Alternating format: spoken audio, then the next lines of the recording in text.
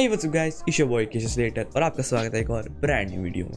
So as you know, अभी तक इस चैनल पर सिर्फ हम मस्तीबाजी कर रहे थे, बट आज की वीडियो बहुत इंपॉर्टेंट होने वाली है क्योंकि आज इस वीडियो में हम बात करेंगे द हिजाब कंट्रोवर्सी के बारे में।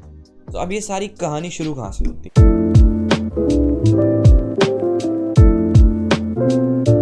It all started in Karnataka, जहाँ 4 लड़कियों को एग्जामिनेशन हॉल में घुसने से अलाउ नहीं किया गया because they were wearing a hijab.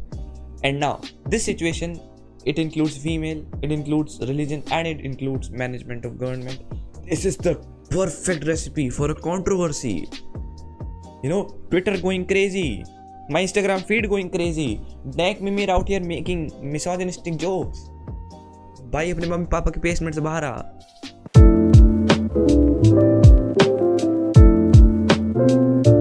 अब इस सिचुएशन में सबसे बड़ा आर्गुमेंट जो सामने रखा जा रहा है वो है violations of human rights.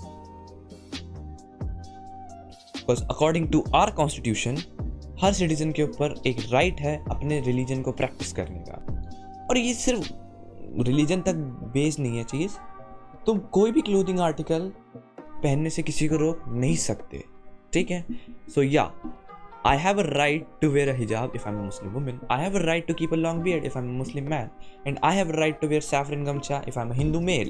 But then these schools and colleges, ये straight up आके हमारे fundamental rights violate करेंगे तो हम outrage भी नहीं करें क्या भाई? करें, of course करेंगे। हो तो रहा है outrage।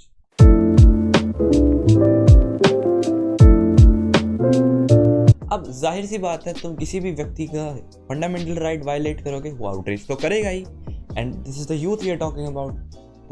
क्रेजी। अब जब ऐसी सिचुएशन होती है ना देश में, सबसे पहले दौड़ के आते हैं आपकी पॉलिटिकल पार्टीज और रिलीजियस ग्रुप्स बंदे इकट्ठा करने, क्योंकि उन्हें बंदे चाहिए और वो केओस में सबसे आसानी से मिल जाते हैं क्योंकि यहाँ लोगों के पास गोल है बट डायरेक्शन नहीं। So they come into the clutch and they say we know the way. अब जब तुम किसी को रास्ता दिखाओगे वो तुम्हें फॉलो करेगा and that's all what they want.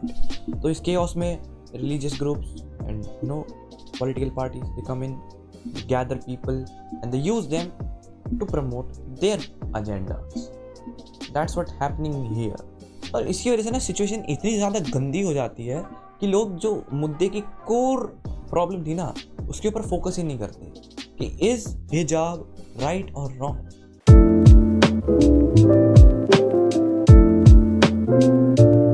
Well, of course, according to our fundamental rights, I am allowed to practice my religion. I am allowed to wear any clothing article I want. But हमारे fundamental rights कभी absolute नहीं होते हैं. They are always subject to public order, morality, and the power of state government. What the f does that mean? That means कि हाँ तुम हिजाब पहन सकते हो, तुम बिकिनी पहन सकते हो, तुम लंबी दाढ़ी रख सकते हो, तुम सैफरन गमछा पहन सकते हो, until you're creating a problem in the functioning of an educational institute which has been provided immunity by our constitution. अब इसका क्या मतलब है? देखो, जो तुम्हारे एजुकेशनल इंस्टीट्यूशंस हैं, स्कूल्स, कॉलेजेस, कॉन्स्टिट्यूशन इन्हें प्रॉपर फंक्शनिंग के लिए थोड़ी इम्यूनिटी प्रोवाइड करता है कि वो तुम्हारे फंडामेंटल राइट्स के ऊपर कुछ रूल्स एंड रेगुलेशंस लागू कर सके, और उन्हें फॉलो करना तुम्हारी फंडामेंटल ड्यूटी है। लोग अपने फंडामेंटल राइट्स के लिए तो लड़ने आ जाते हैं बट फंडामेंटल ड्यूटीज़ को इग्नोर मार देते हैं। अगर तुम्हारा स्कूल कह रहा है कि तुम हिजाब नहीं पहन सकते, या अगर तुम्हारा स्कूल कह रहा है कि तुम फैंसी हेयर स्टाइल नहीं रख सकते, तो तुम्हें वो मानना पड़ेगा क्योंकि वो एक रूल है और उस रूल को इम्पोज किया गया है बाय दैट इंस्टीट्यूशन, और उसकी प्रॉपर फंक्शनिंग के लिए वो सारे रूल्स और रेगुलेशंस उसके स्टूडेंट्स के द्वारा फॉलो करना इज़ इम्पॉर्टेंट। इसे एक एग्जाम्पल की तरह समझो। अगर मैं सोचता हूँ कि भाई मुझे तो लंबी लंबी दाढ़ी रखनी है, थोड़े दिन बाद मैं सोचता हूँ मैं तो इंडियन आर्मी ज्वाइन करनी है मुझे, भाई मैं तो फौज में जाऊँगा, बट वहाँ के रूल्स और रेगुलेशंस के हिसाब से I can't keep a long beard. तो अगर मैं वहाँ जाके बोलूँगा नहीं भाई मेरा तो फंडामेंटल राइट है, मैं तो रखूँगा दाढ़ी, तो मुझे घर बैठ भेज देंगे।